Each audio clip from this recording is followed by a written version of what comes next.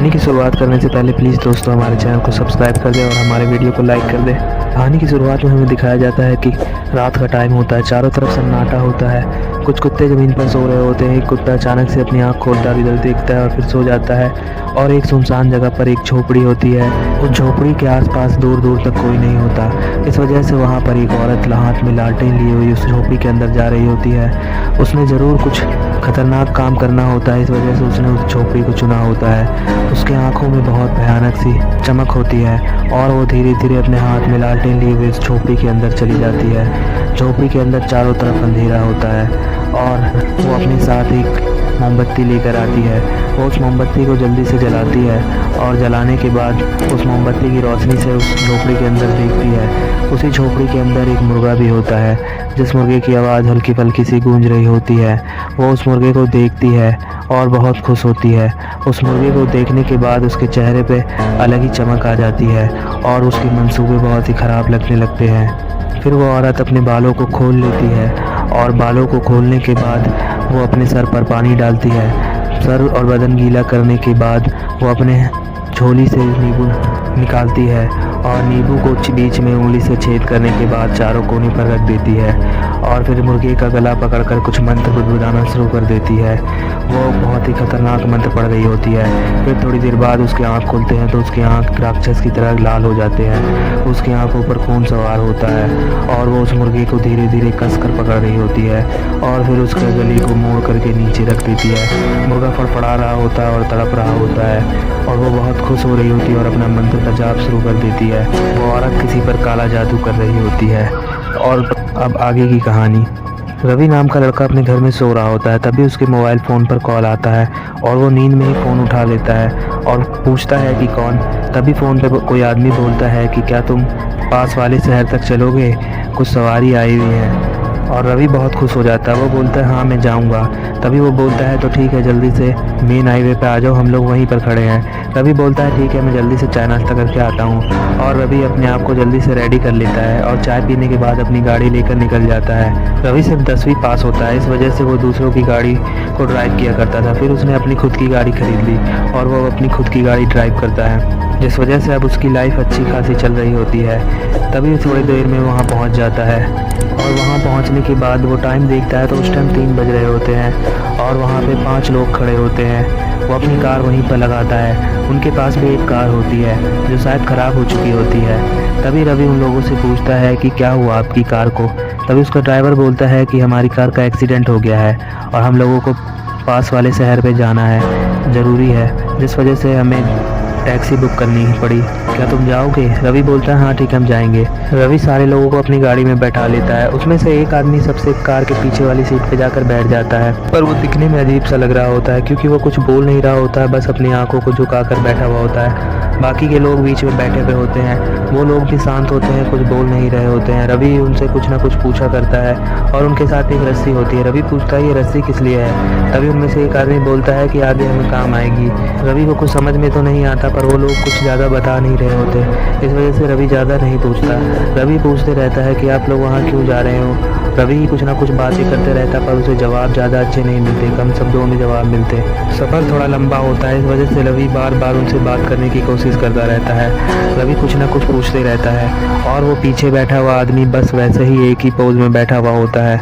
रवि के ज़्यादा पूछताछ करने के बाद बस उसे इतना ही पता चला होता है कि वो लोग इसी पास के गाँव के हैं। इससे ज़्यादा रवि को कुछ और पता नहीं चल पाता क्योंकि वो लोग कुछ ज़्यादा बोल ही नहीं रहे होते, हर सवाल का जवाब छोटे शब्दों में दे देते और वो पीछे बैठे हुए आदमी को वो लोग बार बार पीछे मुड़ मुड़ कर देख रहे होते हैं, जिस वजह से रवि को कुछ अजीब सा लग रहा होता है। उसे कुछ समझ में नहीं आ रहा होता कि ये लोग कैसे लोग हैं, ना कुछ बोलते हैं। अब रवि को काफ़ी तेज़ भूख लगने लगती है। रवि बोलता है चलो हम लोगों को कुछ खाना चाहिए। तभी उनमें से एक लोग बोलता है ठीक है, पास में होटल कोई मिले तो वहाँ पर गाड़ी रोक देना। रवि बोलता है कि ठीक है, मैं पास में कोई भी होटल मिलेगा उसमें गाड़ी रोक दूंगा। फिर रवि गाड़ी को रोक देता है और खाने के लिए जाने लगता है। तभी उसमें से एक आदमी बोलता है तुम होटल में जाके खा लो, हम रोटी लेकर आए हैं। रवि फिर खाकर आ जाता है और वो बोलता है कि मुझे नींद आ रही है, तुम में से किसी को गाड़ी चलाना आता है तो चला लो ना। तभी उसमें से एक आदमी गाड़ी चलाने के लिए तैयार हो जाता है और रवि बोलता है कि मैं बैक सीट पर जाकर सो जाता हूँ। पर वो लोग रवि को मना करते हैं, पर रवि उनकी बात नहीं मानता और वो जल्दी से जाकर बैक सीट पर सो जाता है वो लोग काफ़ी ज़्यादा घबराए हुए होते हैं। बैक सीट पर वही आदमी होता है जो चुपचाप बैठा होता है अपने सर पे हाथ रखकर। वो लोग घूर घूर कर देख रहे होते हैं रवि को, पर रवि उसके कंधे पे सर रखकर सो जाता है और रवि को नींद आ जाती है। वो लोग काफ़ी घबराए हुए होते हैं और कार ड्राइव कर रहे होते हैं। रवि चुपचाप उस आदमी के कंधे पर सर रखकर लेटा होता है। तभी रवि को कुछ आवाज़ आती है जिस वजह से रवि की नींद टूट जाती है और वो चौंक जाता है और वो अपने बगल वाले आदमी को देखता है तो अब वो काफ़ी डरावना दिखने लगता है। उसकी आंखों की पुतलियाँ ऊपर चली जाती हैं और पूरा आँख सफ़ेद हो जाता है और उसके मुंह से कुछ अजीब अजीब सी आवाज़ें आ रही होती है जैसे किसी जानवर की आवाज़ हो और वो कुछ गुदगुदा रहा होता है। रवि उसे देखकर काफ़ी ज़्यादा डर जाता है। वो बोलता है कि मैं एक मुर्गा हूँ और कुकड़ू करने लगता है और उसकी आवाज़ काफ़ी ज़्यादा खतरनाक हो जाती है जिस वजह से रवि काफ़ी तेज़ चिल्लाता है और गाड़ी के अंदर से ही वो आगे की सीट की तरफ कूद जाता है। गाड़ी में बैठे हुए बाकी सारे लोग घबरा जाते हैं और वो जल्दी से गाड़ी को रोकते हैं और उसके बाद जो रस्सी वो लेकर आए थे उस रस्सी को लेकर पीछे की सीट की तरफ दौड़ जाते हैं। सारे लोग मिलकर उस आदमी को पकड़ते हैं। वो आदमी दिखने में तो काफ़ी ज़्यादा पतला दुबला होता है पर अचानक से पता नहीं उसमें इतनी ताकत कहाँ से आ जाती है जो वो इतने सारे आदमियों से नहीं संभल रहा होता। वो लोग उसे रस्सियों से बांध देते हैं पर वो वही बात बोल रहा होता है कि मैं मुर्गा हूँ, कुकड़ू कू कर रहा होता है। वो लोग उसे रस्सियों से बहुत मुश्किल से बांध पाते हैं। वो लोग इतने हट्टे कट्टे होने के बाद भी उसे नहीं संभाल पाते और उसके मुंह में फिर एक कपड़ा डाल देते हैं और फिर रवि आगे की सीट पर जाकर बैठ जाता है। वो काफ़ी ज़्यादा घबराया हुआ होता है। वो उन लोगों से बोलता है कि आखिर इसे हुआ क्या है। तभी वो लोग बताते हैं कि पिछले पूर्णमासी की रात से ये ऐसा कर रहा है, हमें कुछ समझ में नहीं आ रहा। ये पहले बहुत अच्छा था, असली बोलने वाला था, पर अचानक से अभी ऐसे ऐसे करने लगा।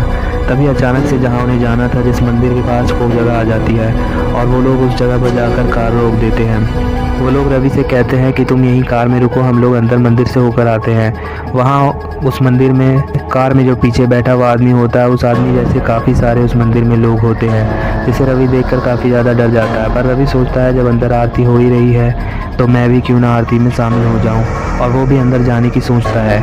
वो लोग उसे बोलते हैं कि ठीक है, जब तुम्हें भी जाना है तो तुम भी चलो। उस मंदिर में सारे लोग उसी टाइप के थे। सब लोग कुछ ना कुछ अजीब सी हरकत कर रहे थे जैसे मानो सारे लोगों के ऊपर कोई भूत प्रेत का साया हो।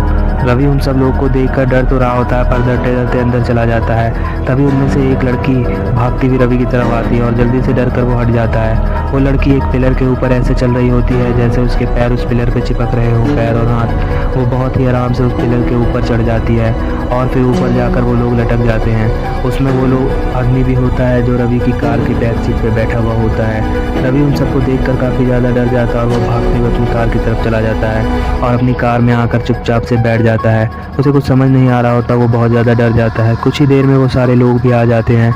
अब वो लड़का बहुत ज़्यादा अच्छा हो चुका होता है और वो रवि की बगल वाली सीट में बैठ जाता है। वो बिल्कुल ठीक हो जाता है जो थोड़ी देर पहले अजीब सी हरकतें कर रहा होता है। रवि उसे देखकर काफ़ी खुश होता है क्योंकि वो लड़का काफ़ी अब खुश और हंसने बोलने वाला हो जाता है। उस लड़के पर काला जादू होता है जो जादू टूट चुका होता है और माना जाता है कि जो काला जादू जिस पर करता है अगर उस काले जादू को तोड़ दिया जाए तो उस काले जादू का उल्टा असर हो जाता है, जिस वजह से जो उस पर काला जादू करता है उस पर ही वो सारी मुसीबतें आने लगती है और जिस औरत ने उस पर काला जादू किया होता है वही उस तकलीफ से गुजर रही होती है।